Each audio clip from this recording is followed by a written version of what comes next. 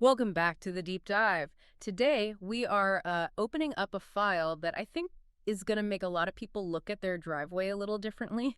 We're talking about the magic bullet of the green transition. You know the pitch, right? It's the best of both worlds. The plug-in hybrid electric vehicle, or the Yeah. PHEV, as the industry just loves to call it. Exactly. It's the car that promises to solve everything. You get the electric motor for your commute, so you feel good, you save money, you save the planet, Yeah. but you keep the gas engine for that summer road trip so you don't have to suffer through range anxiety. It's the ultimate have your cake and eat it too technology. And that's exactly how it's marketed. It's the perfect bridge, a way to get people out of pure combustion engines without forcing them to, change their entire lifestyle overnight. Right. And regulators, Yeah. they love this idea. They incentivized it heavily. But looking at the stack of research we have on the desk today, specifically a massive new study from the European Commission, it looks like that bridge might be a little more wobbly than we thought. Wobbly is a polite way to put it. In fact, if we look at the numbers, it might not even be a bridge. It might be a trap door. That is a very, very apt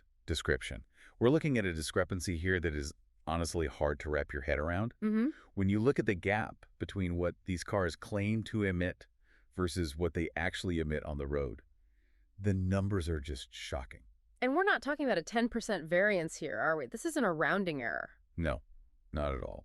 According to the data, real-world CO2 emissions for plug-in hybrids are approximately 300% higher than the official test numbers. Wait, 300%. 300. Yeah. And that's the average. For some manufacturers, it's actually even higher. That is a structural failure of the entire system. I mean, that means the green car you bought for the tax break might effectively be polluting just as much as the old gas car you traded in. Yeah, in some cases more, yeah. Yeah. And our mission today is to figure out why. We need to unpack this thing called the utility factor, which is, it's basically the math behind the lie. And we're going to look at the specific cars driving this market, from the sensible family haulers like the Kia Sportage to, well, the absolute beasts like the Ford Explorer. And we have to ask the hard question, is this technology actually working, or is it just a regulatory loophole on wheels? Before we get into the cars themselves, because some of these specs are just wild, I really want to drill down into this 300% number. Right. Because usually when we see studies like this, it's, a guy with a clipboard standing on a corner somewhere counting cars. But that's not what this is. No, this is the absolute gold standard of data. This comes from the OBFCM database. The onboard fuel consumption monitoring. Exactly. Since 2021, the EU has essentially mandated that new cars come with a snitch box. A snitch box. It's software, right. Yeah. It's deeply integrated into the car, and it tracks exactly how much fuel is burned and how much electric energy is used. It records the real-world performance and sends that data straight back to the Commission. So there's no hiding. You can tell a survey guy you charge every single night, but the car is telling the government, nope, he hasn't plugged me in since last Tuesday. Precisely. And the sample size here is just enormous. This study analyzed 457,303 vehicles between 2021 and 2023, nearly 500,000 cars. Wow. So this isn't an anecdote, this is a census. Okay, so let's look at the scorecard then. Under the official test cycle, the WLTP, which is what gets you the tax breaks and the sticker in the window, what are these cars supposed to be doing? On paper, the average plug-in hybrid in this dataset is rated at about 46 grams of CO2 per kilometer. 46. Yeah, which is incredibly clean. That is sustainable transport territory. That's the number that makes you feel good about buying the car. But the OBFCM data, the snitch, the reality says... The real-world average is 138 grams per kilometer. 138, that's effectively a standard gas car. It's worse than some modern diesels. And the reason for this huge gap lies in a regulatory assumption called the utility factor. This sounds like one of those really boring terms that hides a massive problem. It is. It really is. When the regulators wrote the rules for the WLTP test, they had to make a guess. They had to guess how often a driver would actually use the electric mode versus the gas mode. And what did they guess? They assumed that if you bought a PHEV, you would drive roughly 84% of your kilometers on pure electricity. 84%. That assumes you are charging every single night, maybe even charging at work, and you rarely take long trips. It assumes you are the perfect user, the ideal driver. But the real-world data shows that the actual electric drive share is only about 45.5%. So we're using the battery almost half as often as the government thought we would. And that's just the average. Mhm. The study notes that in some contexts, it drops as low as 27%. Why? Why is it so low? Is it just people being lazy? It's incentives. It all comes down to incentives. I Yeah. had to talk about the company car problem. This is massive in Europe. Right. A huge chunk of these cars are fleet vehicles, not privately owned. Exactly. So imagine you're an employee. Your company offers you a nice new car as a perk. You pick the plug-in hybrid because the tax benefit is really, really low. It's cheap for you to own on paper. So I take the car. You take the car. And usually the company hands you a fuel card, a Mhm. corporate credit card that works at any gas station. You swipe it, the company pays. But do they give you a charging card? Probably not.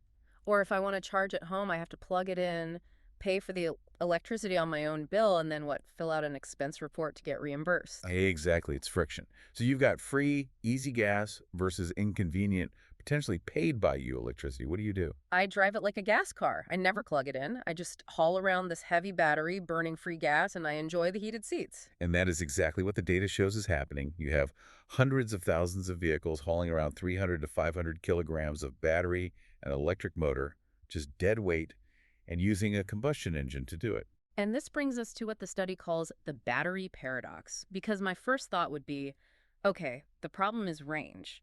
If we just give these cars bigger batteries, people will use the electric part more. That seems logical, right? It makes Mm. perfect sense.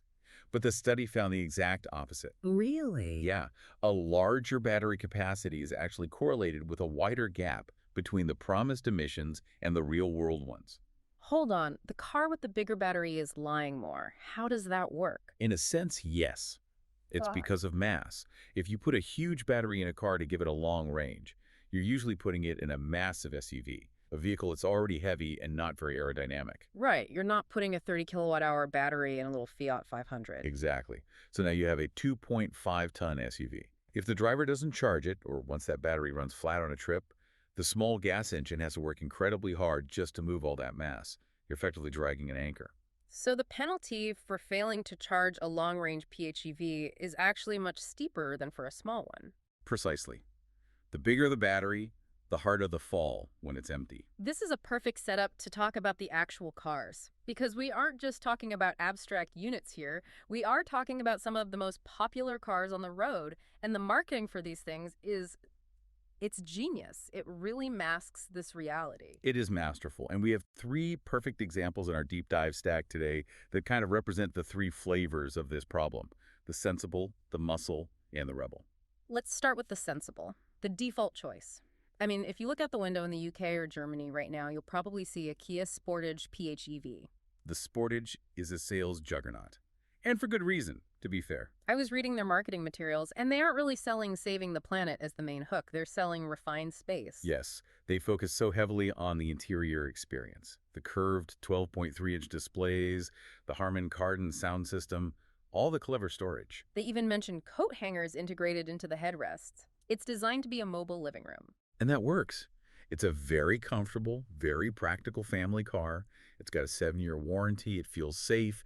It feels responsible. Yeah. But looking at the physics, if you're driving that refined space around on the gas engine because you didn't plug it in, you're just driving a heavy, boxy SUV that is not at all efficient. It just becomes a gas car with a very expensive tech package that does nothing. Exactly. It's sort of the passive offender. Yeah. You buy it for the practicality, and the hybrid system is just there. Okay, so from the passive to the active offender. Yeah. Messel, the Ford Explorer PHEV. This is where the whole green pretense really starts to crack for me. I looked at the specs on this thing.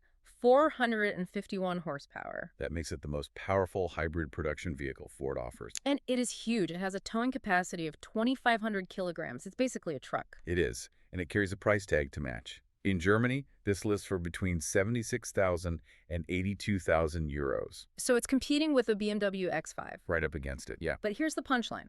What is the official electric range on this beast? The WLTP rating is 42 kilometers. 42? That's nothing. That is barely a trip to the shops and back. And remember, that's the lab number. Yeah. The second you use any of that 451 horsepower, if you merge onto the highway aggressively, or heaven forbid you actually tow that boat you bought, that range is going to evaporate in minutes. So essentially, you've got a car that is green for the first 15 minutes of your drive, And for the rest of the day, it's a massive, high-performance American SUV with a V6 engine. Correct. The electric motor here isn't really about the environment. It's about the tax code. It's a compliance dongle. It allows Ford to sell this 450 horsepower monster in Europe and still get the low emission stamp on the paperwork. It's a loophole you can drive. Now, the third category is one I find most fascinating from a marketing perspective, because they aren't selling practicality and they aren't just selling power, they're selling an identity.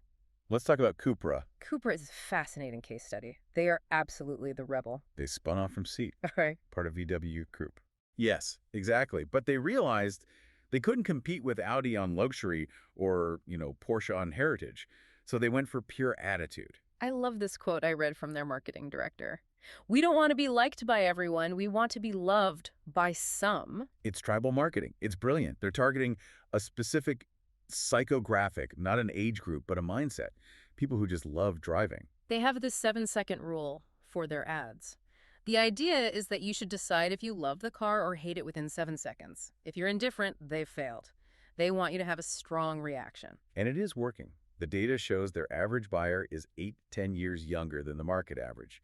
That's the holy grail for car companies. But here's the rub. They're targeting people who love driving, people who like those copper accents, the aggressive styling, and the sporty handling. Right. And sporty handling is the absolute enemy of efficiency. If you buy a Cupra because it looks mean and you want to drive it fast, are you the kind of person who's going to gently hypermile your battery to save a few electrons? No, you're going to put it in Cupra mode and blast down some back roads. Exactly. The brand identity itself almost discourages the very behavior needed to make the technology environmentally viable. The Rebel doesn't want to be tethered to a charging cable every night. So we've got the sensible Kia, the muscle Ford, and the Rebel Cupra. All of them are selling really well, but all of them are contributing to this massive emissions gap. Now, does the study? Does it name names? Is there a hall of shame? It does break it down by manufacturer. And there are some surprises. When we look at the deviation, that gap between the test result and the real world, the biggest offender is Mazda. Mazda. Really, that is surprising. They usually pride themselves on efficient engineering, Skyactiv, and all that. The data shows a gap of over 400% for their PHEVs. 400%, that is just staggering. It suggests that whatever strategy they're using to pass the WLTP test is incredibly fragile. It works perfectly in the lab, but as soon as a real human touches the steering wheel in the real world, the efficiency just collapses. And on the flip side, who's doing better? Who's keeping it somewhat honest? Well, better is relative, but Fiat and Toyota generally have smaller gaps. They're still significant, don't get me wrong, but they're closer to reality than Mazda is. That makes sense for Toyota. They've been doing hybrids longer than anyone, and Fiat tends to make smaller, lighter cars, so I guess the penalty for a dead battery isn't as severe. Exactly right. Speaking of Fiat, I wanted to touch on the sales data from Italy that was in our sources, because Italy is a pretty unique market. It's the land of the small car. It is. It's dominated by the Fiat Panda and the Dacia Sandero. Economy is king there. But the data for 2025 showed something really interesting. PHEV sales were volatile, but in December of 2025, they jumped 88% compared to the previous year. That is a crucial signal. It shows that this technology is really starting to penetrate the mass market. It's not just for wealthy executives in Germany anymore. Regular people in cost-sensitive markets are buying these cars. Which makes solving this emissions gap even more urgent, right? If everyone starts driving these and nobody charges them, we are sleepwalking into a climate disaster while patting ourselves on the back for buying green cars. We are effectively replacing efficient small gas cars with inefficient heavy hybrids. So what's the fix? We can't just ban them. Consumers clearly want them. The study outlines a few policy scenarios. What's the best case scenario look like? They call it Scenario 3, perfect alignment. And this just assumes we find a way to make the real-world performance actually match the test results. And what's the prize if we manage to do that? If we close that gap entirely, we would save 555 million tons of CO2 annually. 555 million tons. That's a hard number to visualize. To put it in context, that's roughly 61% of the entire transport sector's 2030 reduction target. Wow. So we don't need magic hydrogen planes or nuclear fusion cars to hit our goals. We just need the cars we already have to work the way they're supposed to. Exactly. It's the lowest of low-hanging fruit. The hardware works, the batteries work. We just need to ensure they're actually used. Sure. So how do we force that? Is it just scolding drivers? Please plug in. Scolding never works. The experts are pushing for a move to what's called real driving emissions, or RDE, testing. Explain that for us. Currently, we test cars in a perfect lab. It's 23 degrees Celsius, the battery's 100% full, the acceleration is gentle. RDE means you test the car on the actual road.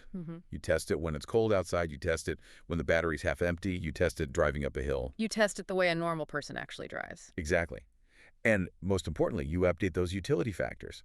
Instead of assuming the driver's in electric mode 84% of the time, maybe you assume 40%. If you did that, the emissions rating on the sticker would shoot way up. It would. And that would force manufacturers to adapt. They'd have to build cars that are efficient even when the battery is low.